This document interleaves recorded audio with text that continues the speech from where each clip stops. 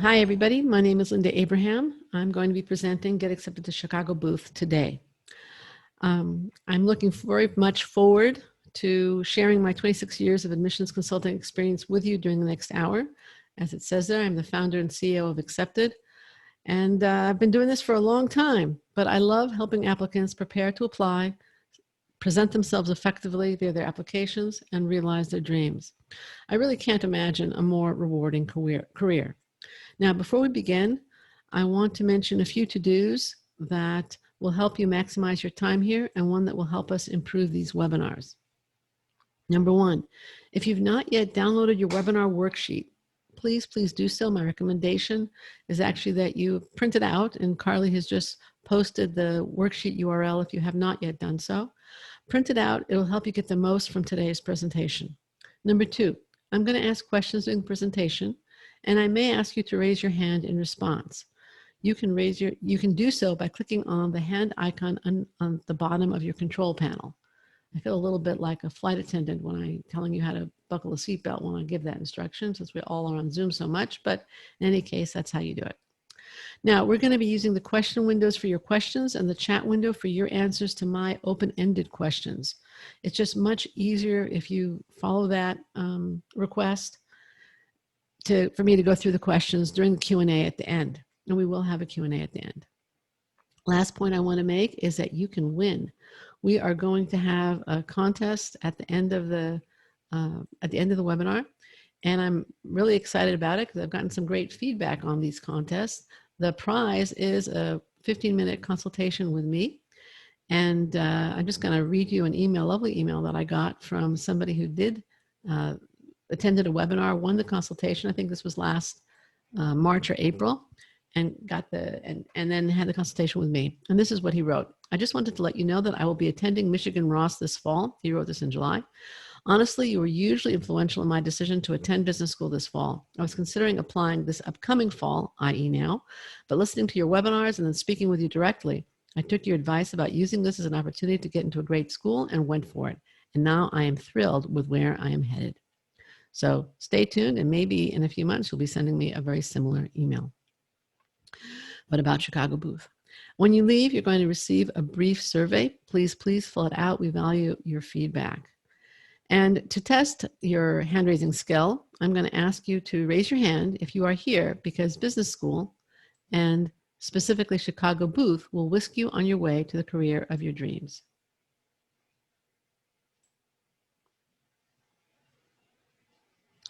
Okay, let's see.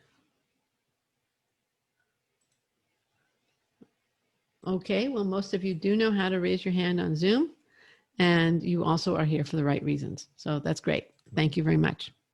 Now, when I start a webinar, I also like to learn a little bit about my audience. So at the moment, I'd like you in the chat window to let me know where you are located, geographically, where you are located.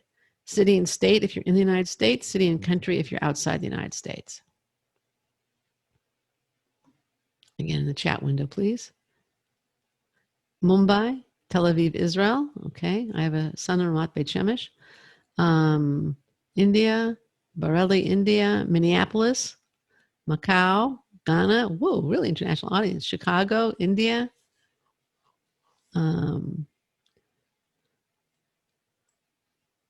Kenya. Whoa, okay. We have 2 representatives from Africa today. Okay. Norfolk, Virginia. Nigeria, 3. Okay, that's great. Wonderful. All right, now I'd like to know, and we're going to post a poll. Yes, there will be a recording, and the link will be emailed to you in a couple of days. Okay, we're going to have a poll. Carly, you want to post the first one? And that's going to be, where are you at in the application process? And the options are, you already applied round 1, you applied to some programs round 1 and are applying to more round 2. You're planning to apply round 2, and you're planning ahead for next year. I guess we skipped round 3 here, but you can say, if you're in round 3, you can also put planning ahead for next year. Okay, we have 67% of you having voted. Can we get it up to 75? 5, 4, 3, 2, 1. Okay, let's end the polling and share the results. 9% of you already applied. 9% of you are applied to some programs round 1 and some round 2. 39% are planning to apply at round 2, and 43% are planning ahead for next year, or I added round 3. That's fine. Okay, great. And then the next poll, that gives me some context. I expected most of you to be round 3. Okay, the next poll, as you see on your screen, is how many of you plan to apply to Booth, or really how committed are you to it? Would I think be a better question. And the options are already did, definitely, maybe, and doubt it, but my mom so wants me to try. All right, we're at 61% having voted. Can we get that up to over 70%? 5, 4, 3, 2, 1. Let's close the poll with 76% having voted. That's great. 8% already did apply to Booth. 50% are definitely planning. 38% are maybe planning to apply or maybe applying. And 4% are in the doubt it, but my mom still wants me to try category. All right, well, you're all welcome. I expected more of you actually to be in the definitely, well, I guess if you have definitely already did, that's 58%. So that's pretty much what I expected. Okay, all right, pretty good. Thank you very much for that information. Now, the plan for the next 45 minutes or so is to go through the 4 key elements and acceptance for, oh, I almost forgot. This is the best part. The special offer for webinar attendees or registrants, $500 off acceptance comprehensive MBA application package. Now that package and the approach I'm going to be presenting in the webinar is an exact match for the package. Package is a comprehensive approach. We also have somebody from Chicago here. The package is a comprehensive approach, and what I'm going to be presenting is a comprehensive approach. So it would help you really with all the elements that I'm going to discuss today. And you get it for $500 off, and this is valid today through the 17th, which is Saturday. All right, so back to the four parts of the framework. Again, it's a comprehensive approach, and you can use the strategy framework on other top programs also, but the tactics that I'm going to be focusing on and the specific application I'm going to be applying the framework to is Booth's 2020-2021 application. I'm also going to give certain warnings along the way, and the first one is coming right now. You are not going to get in by putting on some makeup. You are not going to get in with magic or not even spin. What you need is substance. And substance in my book means competitive qualifications and effective presentation of those qualifications. In other words, you need to demonstrate fit. Your overriding aim is to show that you belong at Chicago Booth. Now, before I tell you how I think you should present yourself and get accepted to Chicago Booth, in the chat window, can you please tell me how you intend to show that you belong at Booth?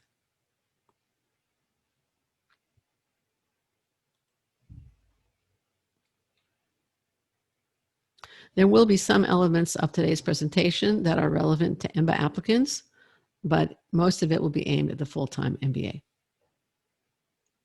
Somebody just asked that question. All right, so again, in the chat window, how do you intend to show that you belong at Chicago Booth? Have good background in quants, worked with leading banks and funds. Okay, that's part. Anybody else?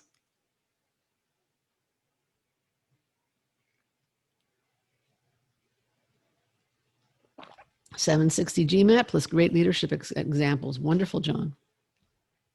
Leadership potential.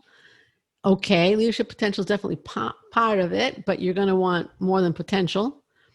Supply chain management, working at P&G for the last 4 years with many teams and military experience. That's definitely gonna help. Egal, it's part of what you're going to show.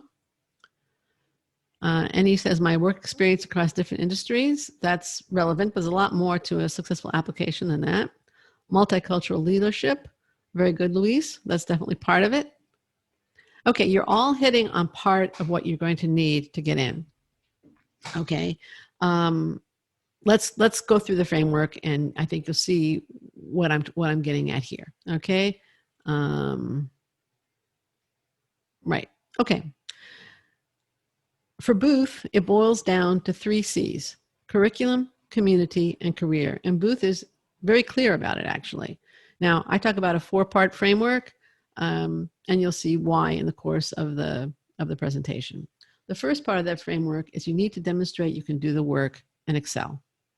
Now, somebody mentioned the 760 GMAT. That's pretty good evidence you can do the work, but it's not just your test score.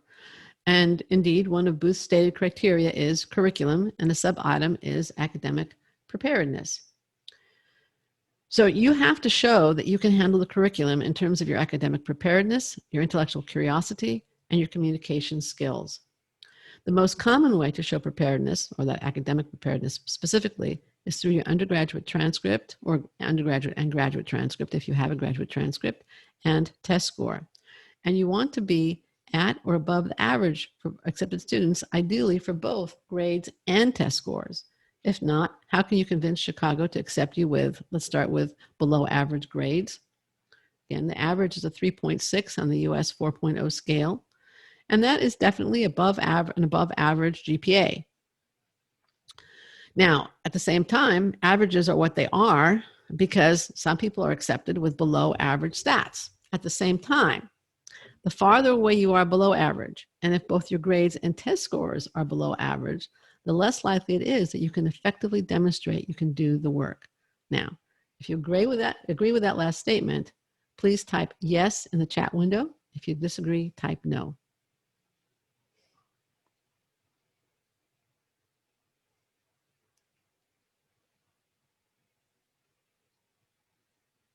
We got some no's. Okay. GPA doesn't tell the whole story. That's true. We've got several no's. Okay. All right. Well, we can discuss it on another occasion, I think.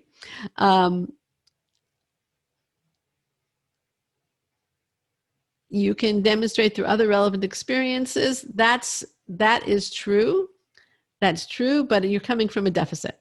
Now, if you want to know how to overcome that deficit, I'd strongly recommend that you listen to this podcast, because in that podcast, 5 A's for your low GPA, that's exactly what I discuss. Okay, how to overcome that weakness in your profile, and convince them that you can do the work even if you have a low GPA. Now, if your quant skills are weak, let's say you're the proverbial poet, you're not the person who mentioned that you have excellent quant skills when I asked the question earlier, but your grades are good, consider something like mbamath.com or quant courses at a local college. That could be statistics for business, calculus if you have the prerequisites, economics 1, accounting 1, and obviously all these are now online. So it's easier to take them. There's also HBS online if you want to just get those skills up. Again, if you don't have a demanding quantitative background or rigorous quantitative background, that doesn't mean you shouldn't apply. I recently attended a webinar for consultants given by Booth, and they emphasized that they want liberal arts grads, and they have courses in their core and in their orientation to help you get up to speed. I personally recommend, however, that you start getting up to speed before you get there. And you can do that, any of the methods that I mentioned. I think that will also give them confidence that you're serious about a quantitative MBA program, and it will help you once you get there. You don't want to be struggling with math that you should have learned before. A high test score can also mitigate a low GPA. The average GMAT at Booth now is 724. If you score significantly above it, it doesn't have to be necessarily a 750, then that's one way to show, or 760. That's one way to show that you have that raw ability to succeed in business schools. If you are considerably below, either on verbal or quant, then I suggest you consider, you don't have to do it, but consider a retake. And I'm not going to go through who should and who shouldn't, because I went through it at this webinar, the GMAT Low Scores, Retaking and Strategies for Success. And again, if that's a question in your mind, take a look at that resource. We will be sending out these URLs later, or you can jot it down now on your worksheet. So the ability to do your work is generally, but not exclusively, as many of you pointed out, evident in your transcript and test scores, the so-called objective elements of the application. But if it's not present there, then remember that somehow, some way, you need to show that you can do the work effectively and not struggle with either basic math or communications. So that's the first part of the framework. Second part of the framework, have a clear, realistic idea why you want an MBA from Booth and how you intend to use it. So in terms of Booth's 3 C's, the third one is actually career. And under that rubric of career, they list a track record of success and a sense of personal direction and realistic expectations for the MBA. Now, again, when I attended the AGAC conference in 2018 at Booth, and the admissions committee emphasized that they seek self-aware applicants. In the presentation I attended this summer, the same thing. And I can remember attending a presentation at Booth, I think it was more than 10 years ago, and the admissions director at the time also emphasized they want self-aware applicants. So somebody asked in the webinar, what makes an application jump off the page? And the answer was, and I'm quoting, someone who demonstrates self-awareness, and based on what they've done, you know they will make a mark on the world. And that's that sense of personal direction. And that was very much, again, it's been very consistent. So your career goal is really important to Booth. And indeed, the classic short-term MBA goal is function. What do you want to do after you graduate? And in what industry do you want to do it? And that's exactly what Booth asks for. Actually, here, what is your intended post-MBA industry? And what is your intended post-MBA function? In addition, it also gives you 250 characters to discuss and go into a little bit more depth, a little bit, it's about 50 words, about your immediate post-MBA career goal. And then another 250 characters for what is your post-MBA career goal, long-term goal. When you can list in the here, but in the boxes, but in the drop-down menu rather, but in the boxes, give them a little bit more information. Go into your motivation. The purpose of these 2 questions is to see if you have realistic yet ambitious goals. So don't be afraid to dream a little bit, aspire a little bit. And if you can include a greater vision or societal good that is motivating you, by all means do so. Why are they asking this? They want to know they can help you succeed. Now, Booth asks explicitly about your goals in his applications and may also ask in interviews. It also asks in the essays. We'll get that later. The key point here is that your application as a whole must allow the admissions committee to see how your previous education and experience, when combined with the Booth MBA, will allow you to achieve what you want to achieve. So you need to show both realistic goals, a sense of direction, and yes, a little bit of ambition. All right, so that's the second part. The first part of the framework is show them you can do the work in Excel. Second part is have that career goal that you need a Booth MBA to achieve. The third part is show that you share Booth's values and contribute to its community. The second of its third evaluative criteria. Again, the 3 C's were curriculum, community, career.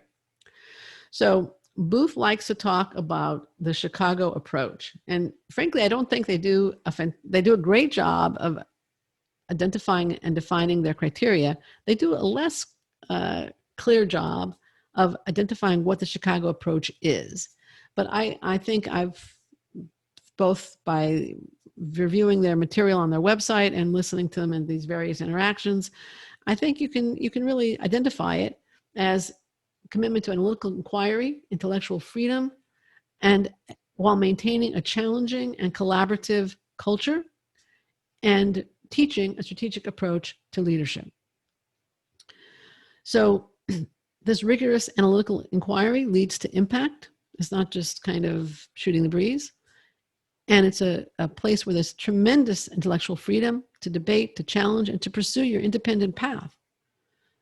Again, as you'll see, there's only one required course at Booth. It is a challenging and collaborative culture. On one hand, they help each other. On the other hand, they definitely challenge and debate. And there is a strategic approach to leadership. It's not just management. It's big picture leadership as well. So this is a culture that starts with analytical inquiry and curiosity. It provides intellectual freedom to nurture the inquiring curiosity. At the same time, Booth claims, and I'm quoting, our community is intensely collaborative, Check the ego before you apply, close quote. And it seeks people who have made an impact and will make an even greater impact in the future. So let's unpack these qualities a little bit more, because I think they really summarize Booth's values. Again, analytical inquiry, it's data-driven, a rigorous approach to data analysis and use of various analytical tools, combined with the questioning, challenging, thoughtful mind, what Booth likes to call intellectual curiosity. Now, what does all this imply to you as an applicant? I'm not just telling you this because I want to take up your time. The implication is that in your application, you want to reveal the curiosity that animates rigorous inquiry as well as innovation. If you see data and something doesn't make sense, are you going to question that data?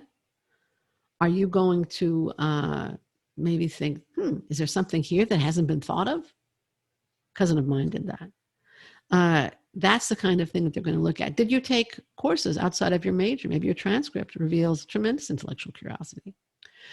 And then what else is Booth looking for? And this, again, is something I can hear the admissions directors from Booth saying for years. People who can handle ambiguity and intellectual freedom, who reflect a willingness to take responsibility for the decisions, for the community, and specifically at Booth, for their education.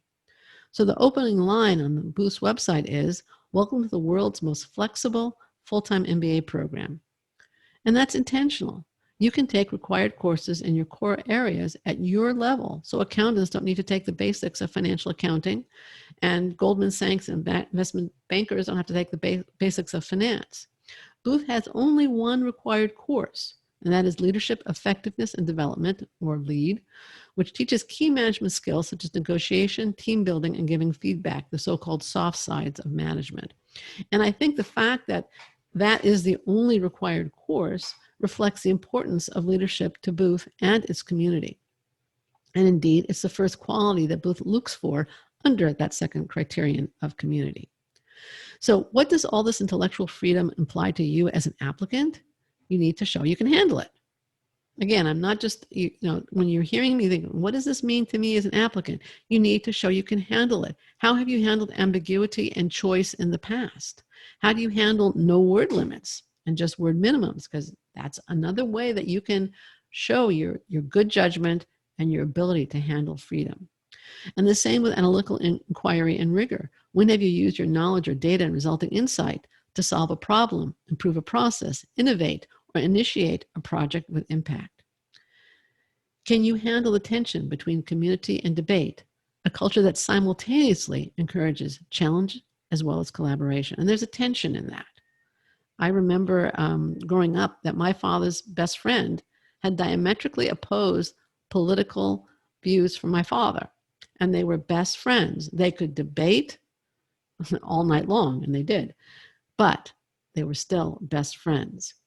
That I think ability is sorely lacking in this day and age, but that's what Booth wants to see in its student body and community.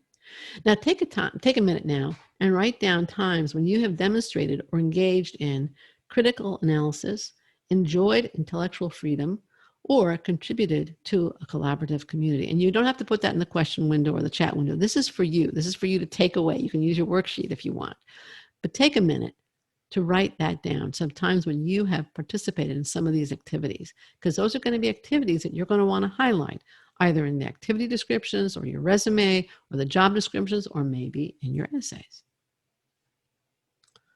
Okay, so take a second to write that down. And then I'm going to go and issue one of my warnings again, okay? There's a major difference between mouthing platitudes, spitting back websites, and really showing that you share those values. The former, the mouthing platitudes and spitting back websites, it's just putting lipstick on a pig, and it isn't pretty. Spamming them with phrases from their website or mantra-like repetition of the Chicago approach, inquiry, insight, and impact, or culture of debate and questioning won't do it. But, and this is key, examples in your essays and job descriptions, bullet points and resumes, your letters of recommendation to interview questions should in total show that you both have what Booth is looking for and can benefit from what Booth offers.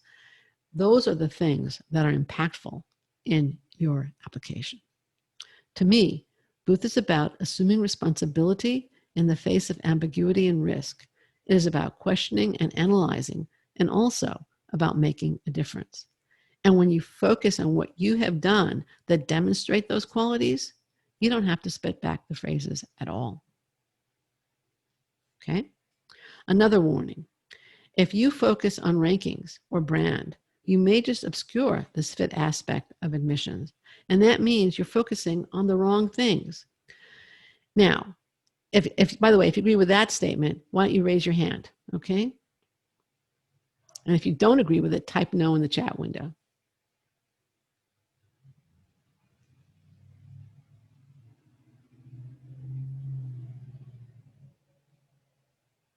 Okay.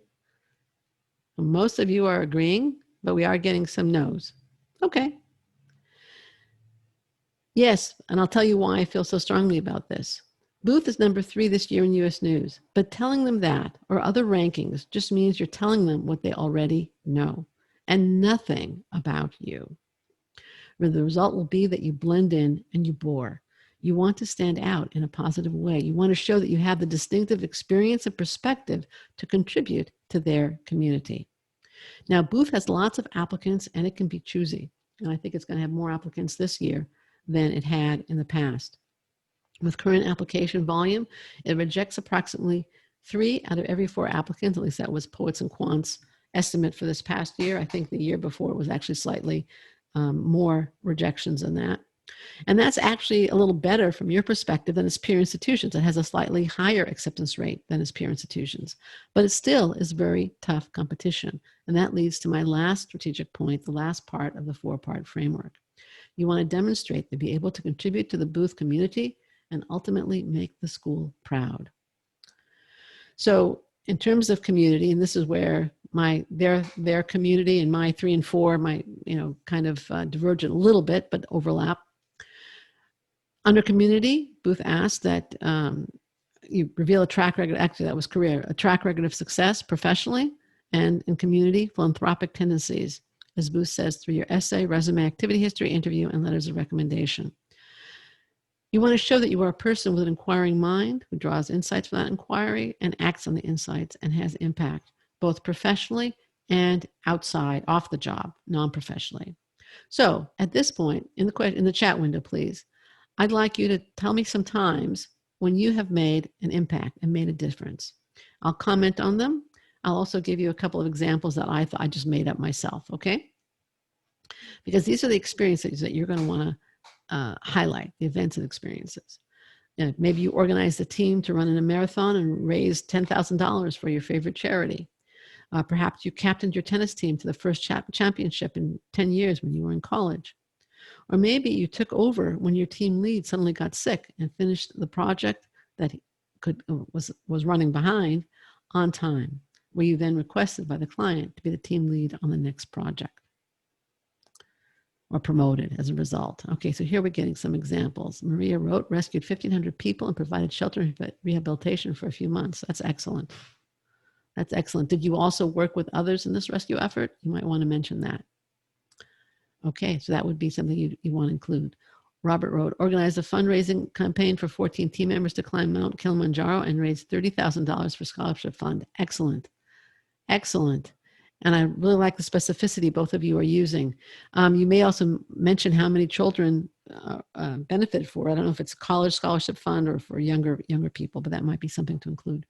Conduct communications and interview workshops at a nonprofit NGO working towards providing employment for underprivileged youth. That's good. I'd like to know a little bit more detail, a little bit more specificity. How many people attended the workshops? What were the results? Or Dipanshu, who didn't like my last comment, says, led the team of volunteers for the COVID-19 pandemic distributed PPEs to villagers and raised awareness for COVID. Very good. How many villagers? How much PPE did you distribute? Organize a team to build a primary healthcare center in a rural community of 2,000 people. Excellent. How many people were on your team? How much money was involved? How far did the rural community previously have to travel to get healthcare? Those are okay, good, Dipanshu, yeah.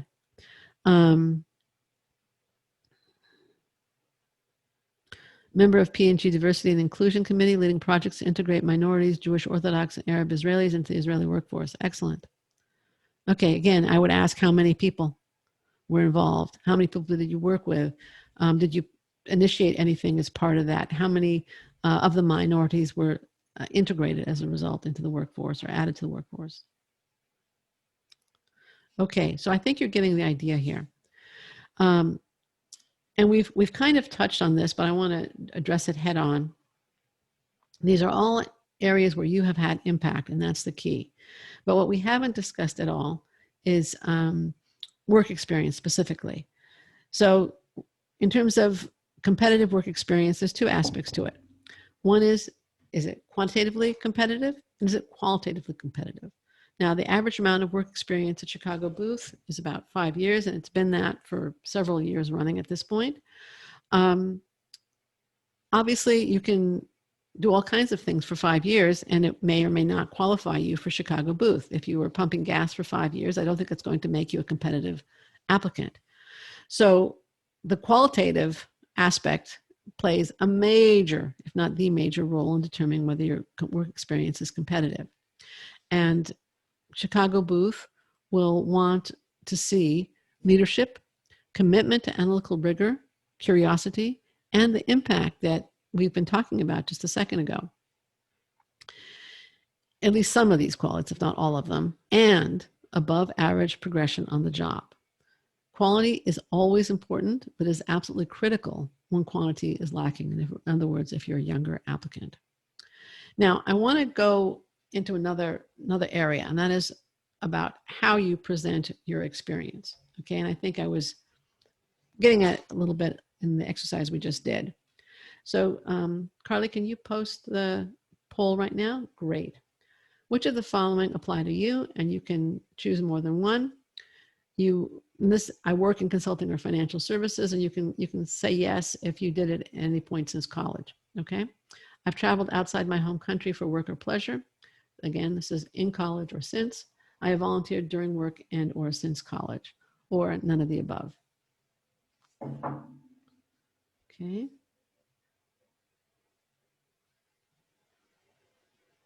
5, 4, 3, 2, 1.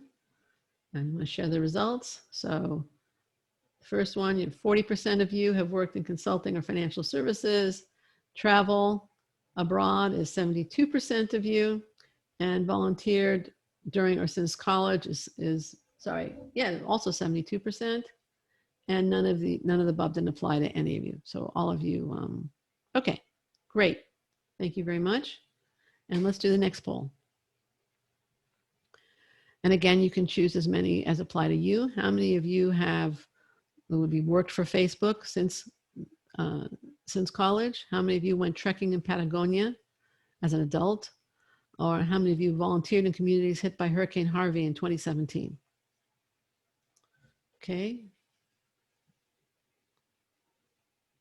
5, 4, 3, 2, 1. Let's end the poll. Okay. And 96% of you said none of the above applied. 4% or one person went trekking in Patagonia, and the rest just didn't apply to you. All right. What's the difference between the two sets of questions I asked?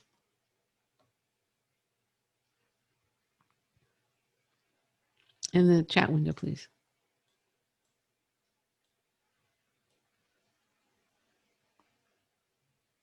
Specificity, right. One was broader and one was very specific. Exactly. Raj, Barry, you all got it. Details, exactly.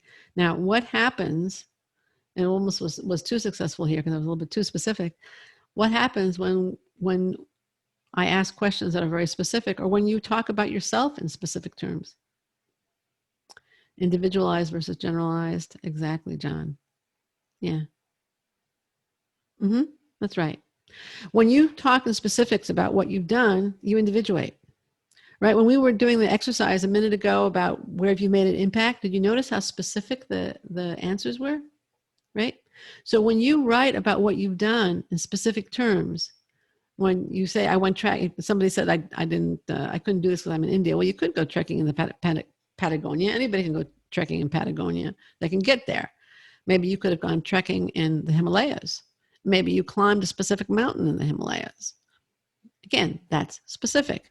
And you individuate and become an individual to the admissions committee when you focus on specifics, because they will allow you to naturally stand out and reveal you to be the unique individual that you truly are. Now, why is distinctive contribution so important?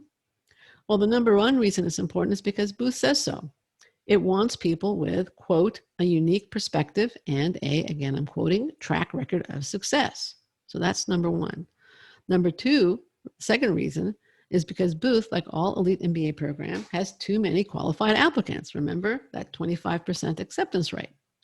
And the implication from these two reasons is that Booth has no reason to admit someone without something distinctive to contribute. Now, if you agree with that statement, Booth has no reason to admit someone without something distinctive to contribute, please type yes in the chat window. And if you disagree, type no.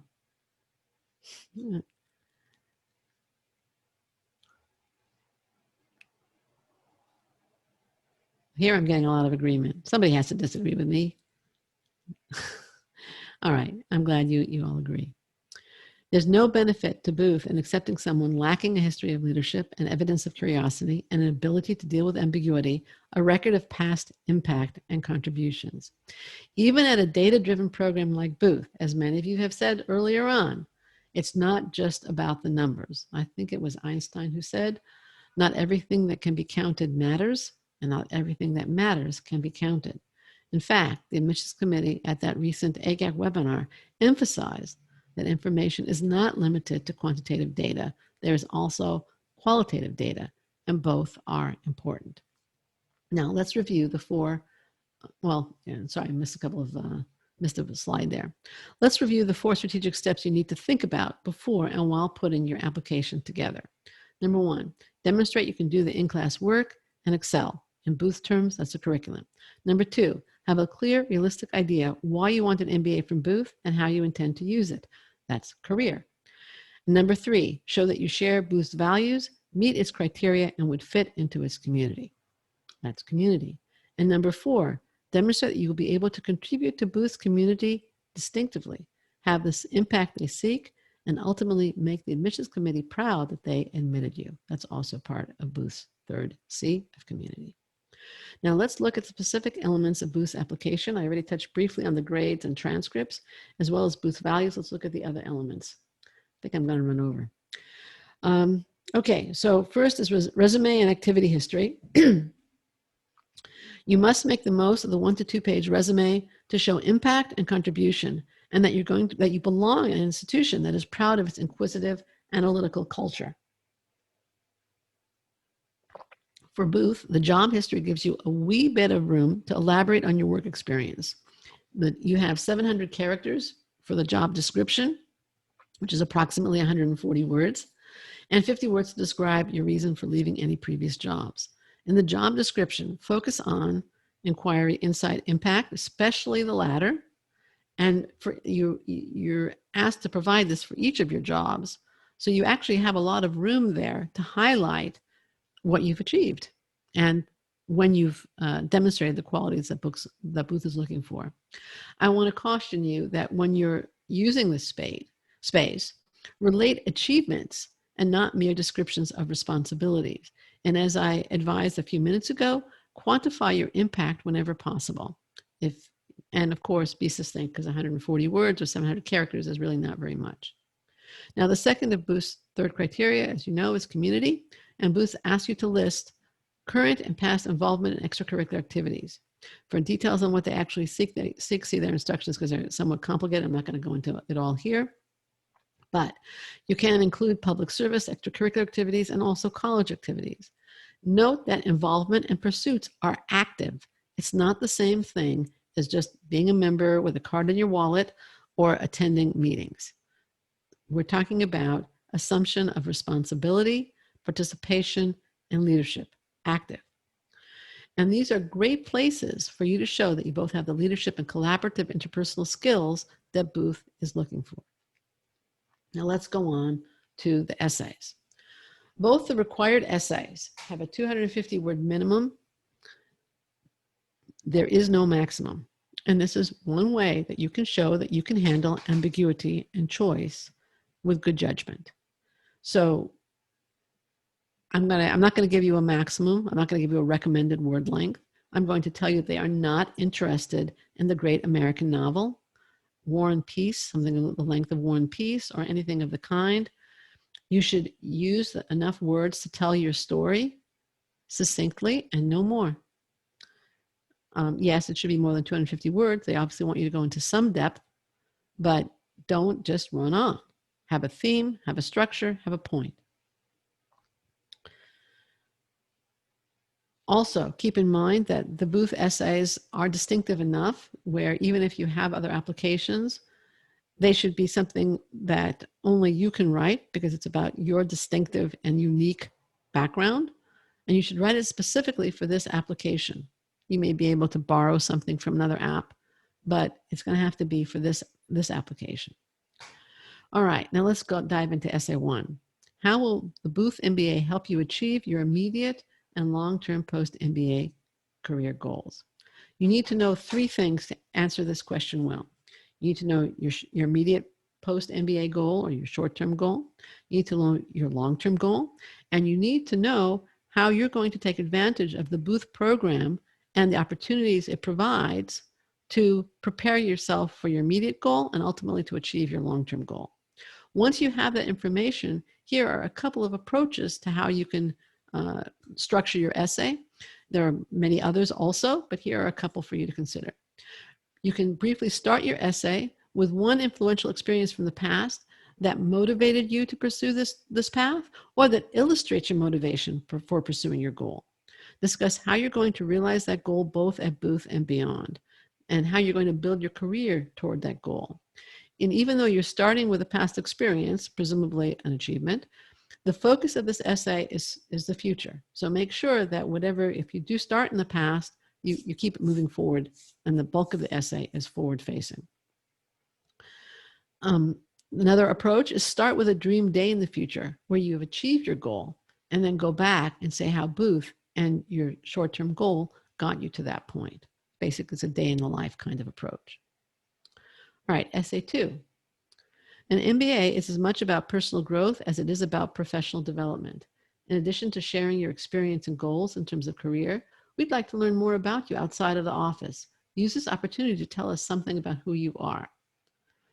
This is almost certainly, and almost has to be, a non-professional essay. Don't just tell me something more about work. They want to meet in this essay a real live human being, somebody who's going to be fun to be with, or again, who's going to add something to that community. At the AGAC webinar this summer, the Booth Admissions Committee emphasized that they are looking for a glance of who they are, and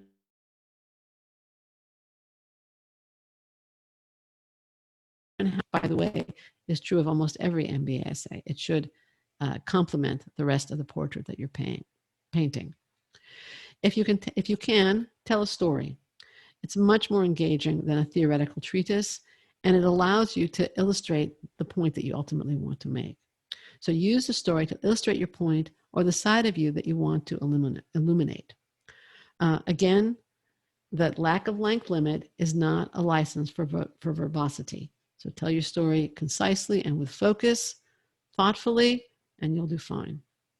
Now, Booth also has an additional information question. Is there any unclear information in your application that needs further explanation? If so, please use this section to clarify. And here there is a 300-word maximum. What in your application could cause a reader to draw the wrong conclusion, unwanted conclusion, or confuse the reader? It could be a dip in your grades one particular semester. It could be a gap in your employment history. It could be a choice of a recommender. That's what this essay is for. And again, your response should reveal self-awareness and the critical approach that Booth seeks, and taking responsibility. Don't make excuses or whine. This is an opportunity for you to provide context for something that may not reflect well on you. Or it can be an opportunity for you to showcase another element of your background or experience. perhaps a challenge that you didn't mention elsewhere. Don't waste their time with this essay, however, rehashing material already discussed or written about or discussed elsewhere, and don't waste their time writing about insignificant events that they really don't need to know about.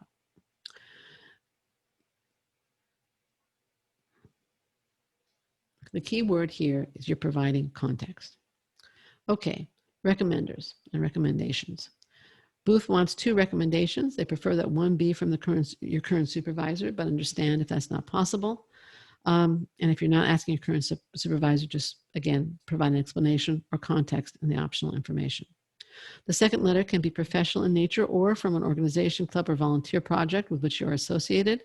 The admissions committee has no preference for professional or non-professional for that second letter of recommendation. They're seeking different perspectives on your skills from people who can assess strengths and weaknesses, your strengths and weaknesses. And don't be seduced by title in choosing recommenders, because Booth is not.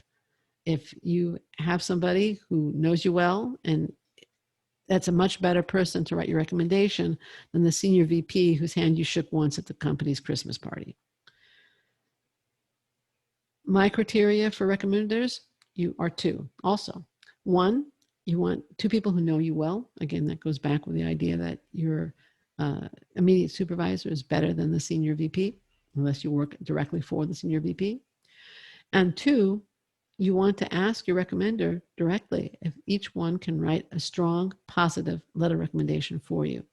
If they hesitate for any reason, either because they don't have time or because they don't have as high an opinion of you as you thought, move on, ask somebody else. You may also suggest to them that they look at 10 tips for recommenders, because that will encourage them to write in specifics, provide concrete examples, and it will lead to a strong letter of recommendation. Booth also asks why you chose your recommenders. Just answer succinctly, but give some sense of the nature of your professional relationship with your recommenders, and if possible, their experience with pre-MBA types or their ability to evaluate leaders or people with qualities that Booth seeks. Now what if you are lucky enough to get an interview invitation? What can you expect? Booth interviews are conducted mostly by students or alumni, occasionally by admissions committee staff. They are blind. In other words, the interviewer only knows what's in your resume. And Booth advice in terms of preparing for the interview is to be authentic, be transparent, and have a thorough understanding of why you wish to go to Booth. So know how you intend to use the Booth experience and education to achieve your goals. And indeed, maybe reviewing your essay 1 will be great information, because the person interviewing you will not have read your answer, and you will have thought it through at that time. Know what appeals to you about the Booth community and approach to MBA education when you go into that interview. Now, how should you prepare? I'd recommend that you review the GMAT Club and beat the GMAT threads when you interview, so that you can see interview feedback. Again, review your application before you interview, because you will have spent a lot of time giving them a lot of information there, and thinking about fit with Booth. So review that. Also think about whether there's some experience that you've had or achievement that you've had since you applied that you want to mention in the interview. That's something to be ready to do also. I also recommend that you basically prepare either a little worksheet, spreadsheet, or list where you list your past achievements and indicate what qualities that Booth values are those achievements showing, and then also take on a separate piece of paper the qualities that Booth is looking for: leadership, ability to handle ambiguity, intellectual freedom, and show where you've demonstrated those qualities, so that you can go either way, either from the quality to the experience, or from the experience to the quality. Also, last thing to prepare is prepare questions to ask about Booth, and especially if you're talking to an alum, about the alum's experience, both at Booth and as an alum or a student. You can ask about their current experience. Now let's go back to your goal in submitting an application to Booth. Show that you belong there. And the first 3 people to answer the next question correctly will get a free 15-minute consultation with me, okay? So the question is, and this is in the chat window, please, all the answer in one answer, okay? Don't break it up. What are the 3 C's of Booth's criteria as they evaluate your application?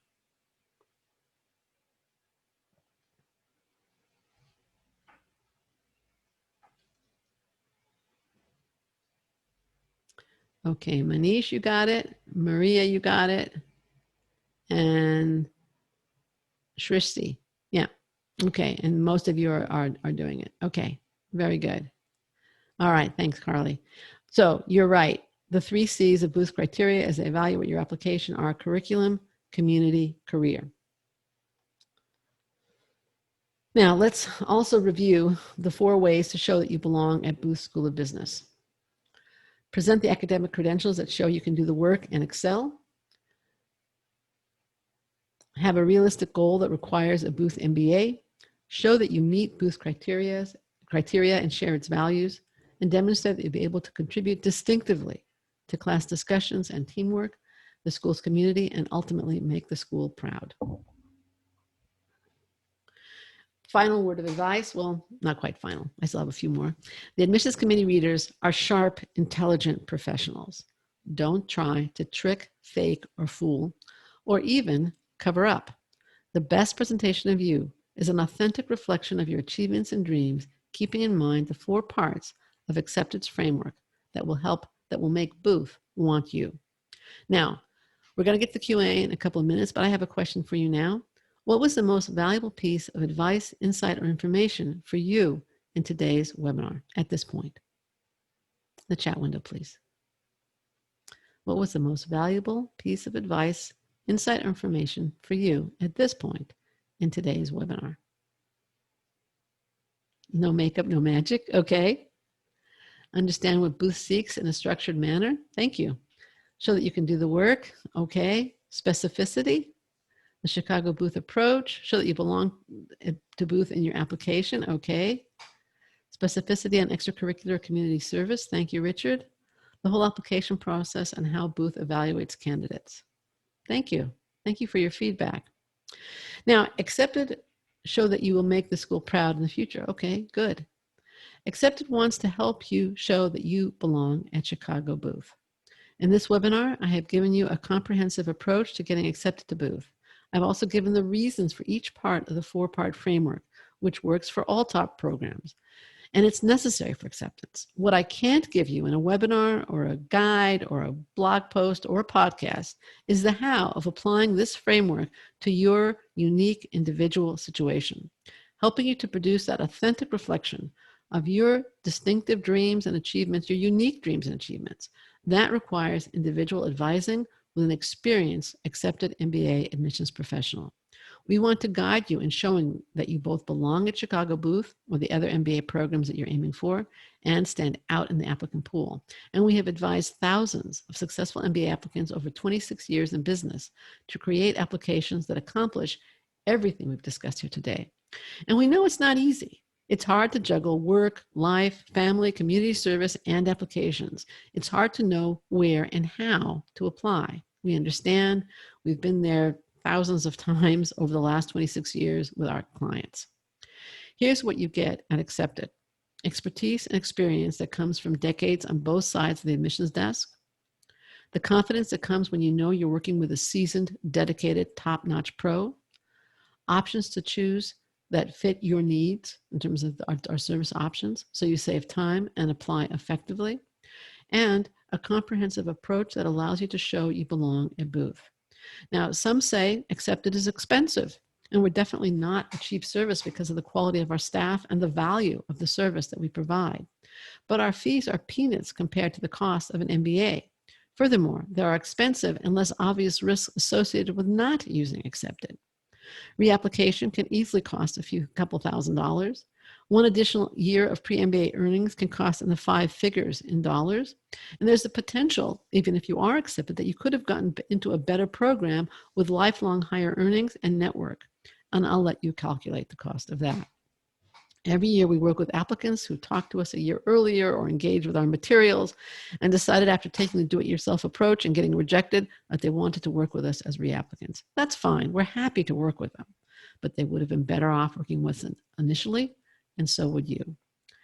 Now, enough from me. What do accepted clients say? Here's a small sample of the feedback that we've received.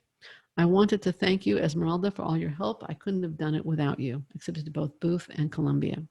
The second one, I'm really happy. I would like to thank Jennifer once again for her wonderful guidance, without which this would not be possible. Accepted to Booth and Wharton. Or one more, last one. Wanted to drop you a quick note that I've been accepted to Wharton, Booth, and Yale this year for MBA admissions. I wanted to thank you for your firm's terrific service, and particularly send my appreciation to Natalie, who has absolutely been the most fantastic MBA admissions consultant I have worked with. Accepted to Booth and Columbia Business School. Now here's what I'd like you to do after the Q&A, or if you want, during the Q&A. It's now October 14th, and you can still work with us on your Booth applications. There's time before the January round 2 deadline, but contact us as soon as possible. Take advantage of the special that I mentioned at the beginning, we'll mention again, and we'd be happy to help you from scratch or review and edit your essays. Our goal is to guide you so that you present all 4 parts of the critical framework discussed today and show that you both belong at Chicago Booth and are a standout in the applicant pool. Take these steps to work with an accepted MBA admissions consultant and have the kind of experience and success that the clients you just heard from have had. Now, I mentioned the special offer at the beginning. I'm going to repeat it now.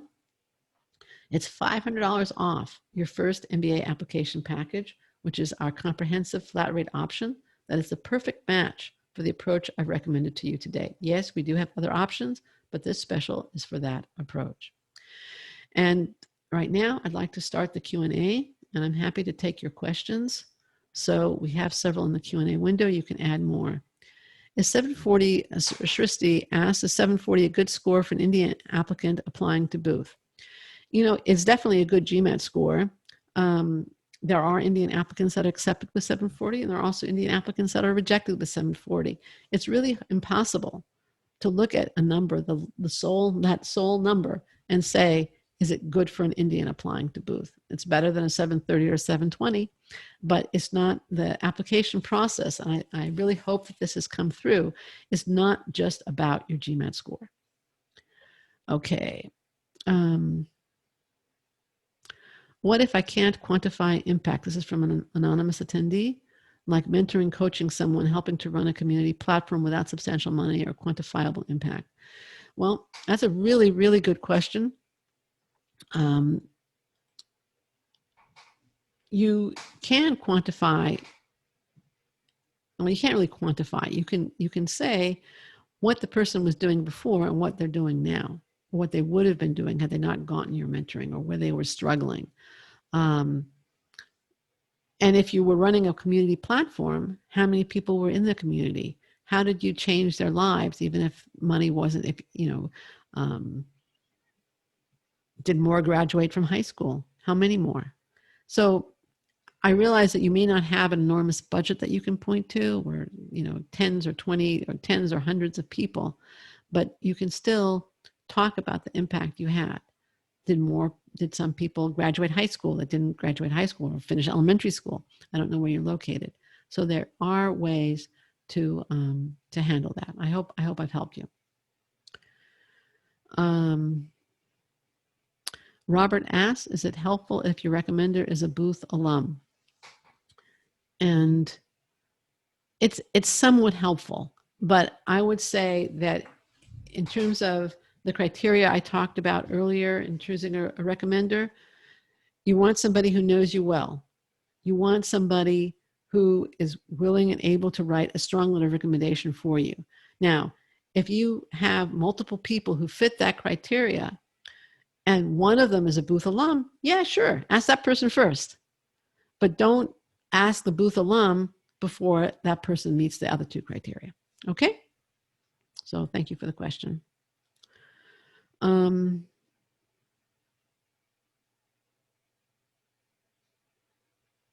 see.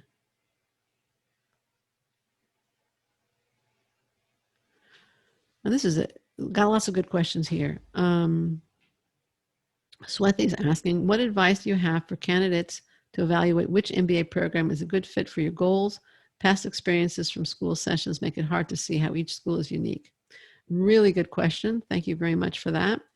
I think what you have to do is look at the employment report.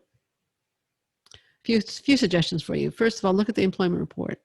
Are graduates getting jobs in the function and industry and for the companies that you want to work for.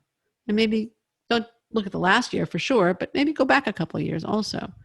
And then reach out to current students and recent alumni, either via LinkedIn or via the school's website, and ask them, are these goals appropriate for my school? But the place to start, I think, is the employment report. The other thing you should look at really closely is the curriculum. What are you going to be studying? Do they have courses that are specific to your area of interest? Are professors doing research that are related to your area of interest? And then extracurricular activities. Is there a club devoted to what's attractive to you? Are there events that you could get involved in, or internship opportunities? All those things are things that you can evaluate and need to evaluate to determine that the program is a good fit for your goals. And then you can get into things like, school culture and location, et cetera. But I would look at the employment report, career opportunities, the curriculum, and the extracurricular activities first. Excellent question, though. Thank you. Okay,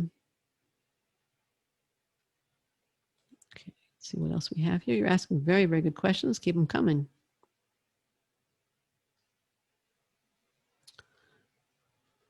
Let's see.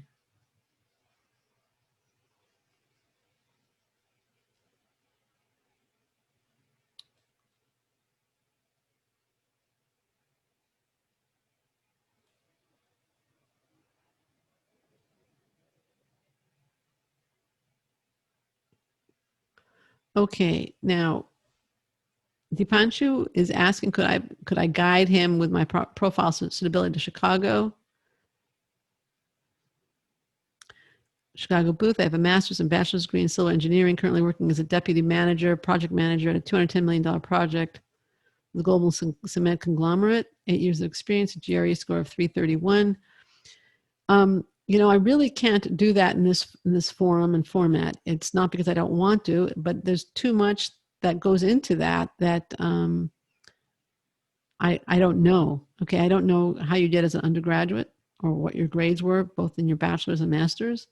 I don't know what you want to do afterwards. What you provided, the information you provided, yes, it's highly competitive at Chicago booth, but there's more to it than that. So thank you for the question. That is exactly the kind of thing that we advise clients on.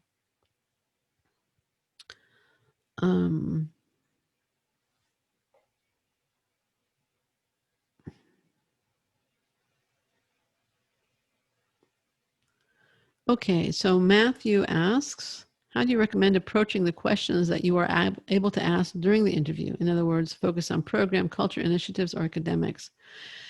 I think you should prepare questions. Well, first of all, think about questions that you have, genuine questions that you have about the experience. Some of the answer will depend on whom you're actually speaking to. Are you speaking to a current student, a recent alum, an alum from several years ago, or an admissions committee member? And that will guide some of your questioning. And I would ask them about their experience mostly. What did they enjoy? What they felt could be improved?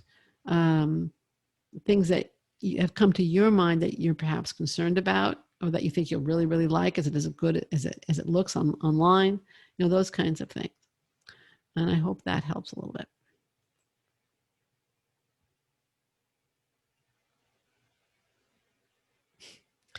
Okay, we have an anonymous attendee asking me, I'm trying to decide which admissions consultant to work with. What's the admission success rate for accepted? How much scholarships did your clients receive last year? Our clients received about $1 million in scholarships last year. MBA received $1 million. Others got more. And in terms of our success rate, it's about 90%. And we hope you decide to work with us. Give us a try. Check out our services. Carly, could you post the link to our services? You're very welcome, Dipanshu. Oh, okay, great. Okay, thanks for the question. Good question.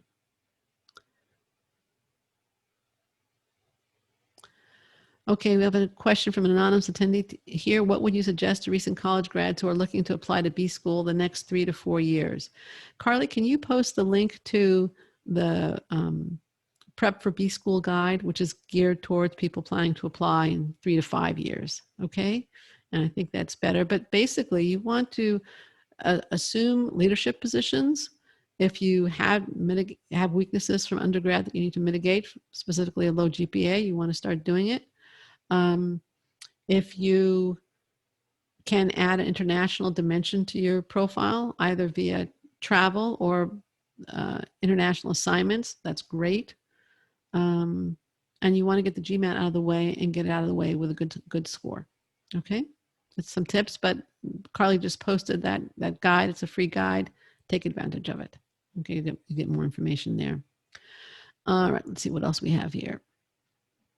Anonymous attendee asks, can you clarify how travel helps in the MBA applications?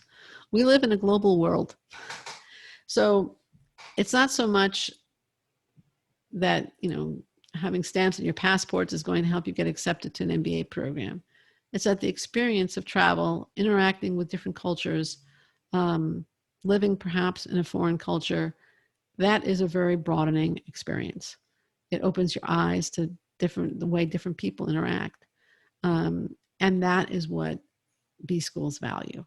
So that's how it can help in your MBA application. I don't know if taking a 3-day trip across the border to a city that's almost like your hometown is going to do much. But again, more extensive travel and more extensive exposure and interaction with different cultures is really what business schools value.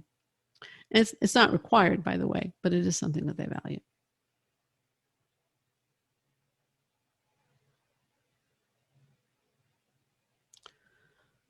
Okay, Maria is asking, how does Booth look at older applicants 10 to 12 years of work experience? Well, they want to know why. They're going to probably want to know a few things. They're going to want to know why you want an MBA now. And that's not the same as why didn't you get it earlier. It's why do you want it now?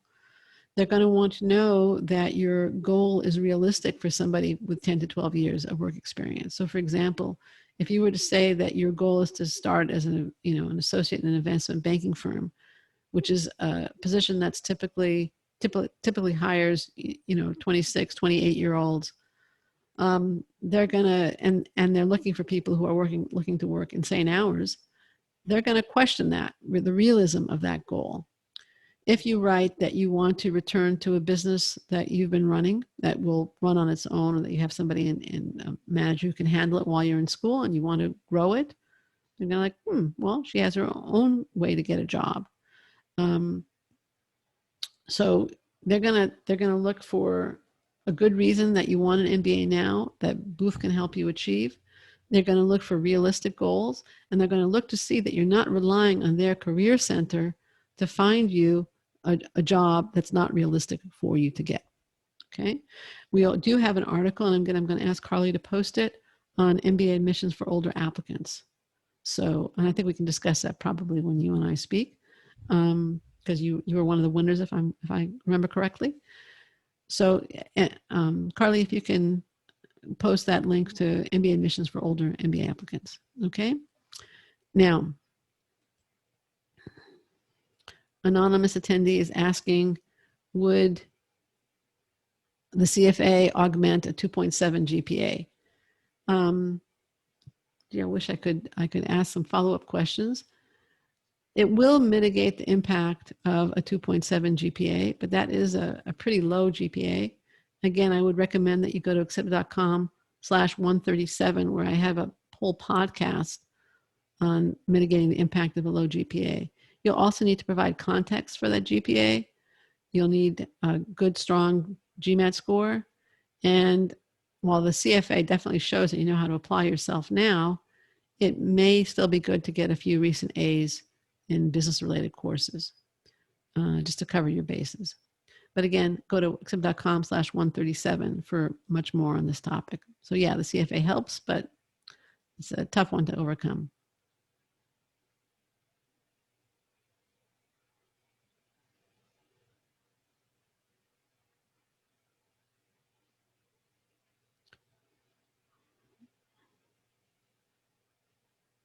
Here's an interesting question from not having a CFA does not put you at disadvantage at Booth. No, it's not a requirement at all. I will have 5.5 years of experience by time of admission. My current job title is strategy analyst, but I work for the CEO and CTO directly at a startup and manage key projects. Do you think it's worth negotiating for an increase in job title? How much should I be worried about the job title? I think, well, some of that is how difficult is it going to, for you to get a change in job title. If it's fairly easy to get, go talk to your CEO and CTO and ask them for it. But if you're hesitant to tell them that you're looking to apply to business school, then that's probably not an option. And then you have to portray the significance of your responsibilities through your through the job history rather, and your resume. It can be done. So I wouldn't worry overly about that. As long as you can show impact in your role, I think it'll be okay. And so it's a little bit of a cost-benefit analysis. All right. Thank you for the question. It's also an anonymous attendee.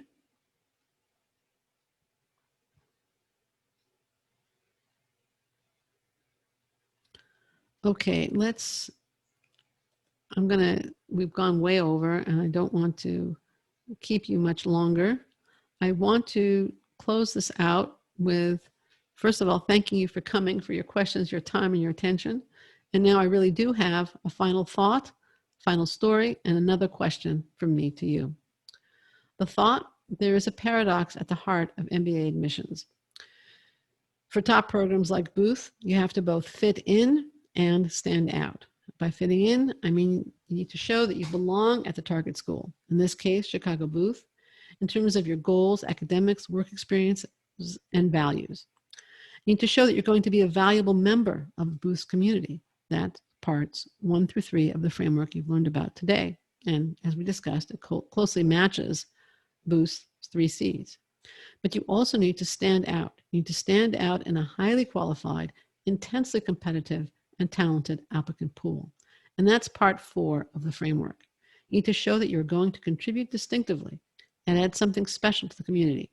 To get a little poetic, admissions committees look at their class like a mosaic or needlepoint, and each student has to add a thread or stone with a distinctive shade or color to it. But there's no need to navigate this paradox alone. We're here to mentor you to acceptance. And here's the story of one client, this one from a client who came to us very frustrated and discouraged. I'm not going to read the whole thing, but I'll read highlights. The first company I spoke with was an absolute disaster. I was told that I had a weak profile and that I needed to set my sights on lower tier schools. My conversation with Natalie was completely different. She eventually recommended that my reach school from the other consultant should be my backup school. While I still haven't fully decided on which school I'm going to attend, I have options available to me in the top 20 programs with major scholarships, and I likely will be taking a spot at Booth, something that I never thought would be possible when I first started looking at MBA programs. I can't emphasize enough how great of an asset Natalie has been. This was from an Indian male applicant who first contacted us with a 650 GMAT. We advised him, or Natalie specifically advised him to retake, and he did and did well. And the results, as you can, are what you see. Now, if you want a reliable guide on this journey, who will kindly give you insightful, trustworthy, and necessary feedback to help you get into your favorite schools and pursue your dream career, take advantage of the exclusive offer for webinar registrants. You've heard from several clients who sought acceptance help and successfully navigated that paradox to acceptance. They applied confidently and successfully. They are now pursuing their dreams. Follow their well-trodden path, take advantage of this special, and pursue your dreams too. So what's my final question? You folks heard the whole webinar. You stayed for the Q&A. You stayed for the pitch. You stayed for the little additional part. And now my question to you is, if you're not yet an accepted client, what's causing you to hesitate about engaging with accepted? I really appreciate your input on that question. And you can answer this one, you can answer in the question or chat window, whatever you prefer. Chat's probably a little better.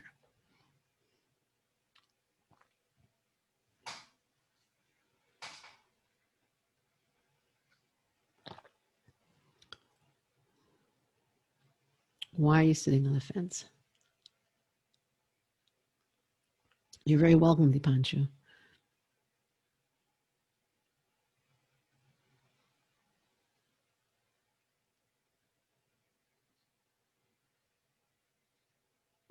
What's causing you to hesitate and sit on the fence?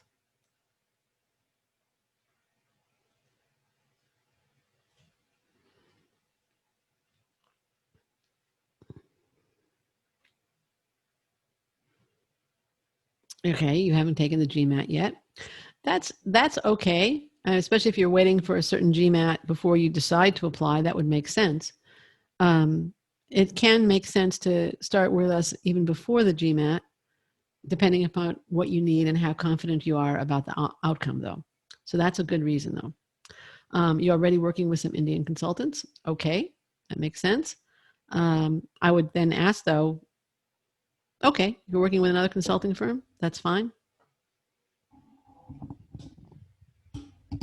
Anybody else? What's causing you to hesitate? I don't think you're all working with a consultant and listening to this webinar. I have a small glitch in my profile. Well, that's probably a good reason to work with a consultant to help you address that glitch or weakness, a career gap. Okay, that would be a reason to talk to a consultant to help you deal with that weakness. The other possibility is if you have a weakness that would prevent you from applying, it might be cheaper to spend an hour on us than hundreds of dollars on GMAT prep, application fees, etc. So, anybody else want to help me out here? I really appreciate your input.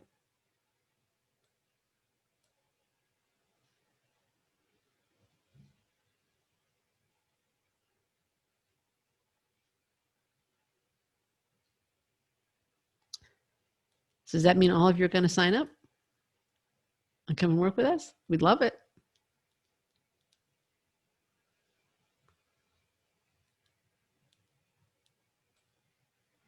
Okay. Again, I want to thank you for your time and your attention, your questions, your answers to my questions. And I want to wish you all the best with your MBA. Up here's somebody else. There's too many consulting firms with good reviews on the internet. That may or may not be true, but there aren't too many consulting firms on the internet who've been in business under the same management for 26 years. Okay? I'd suggest, why don't you give us a try? Check out our services. And if you're interested, we're happy to talk to you about which is the best service for you and whether we can help you. How's that sound, John? And the first conversation is free.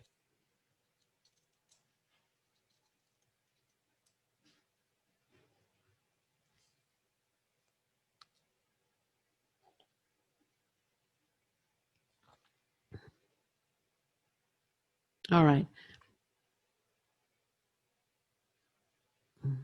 Sounds okay. Great, John. There is a 15-minute consultation available to those people who are considering our services. Yes.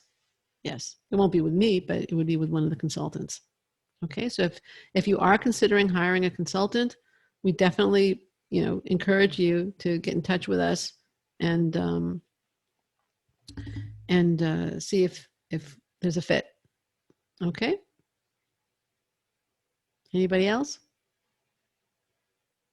Good. Do you want to, Carly, can you just post again the URL to the services section? I think I see it here.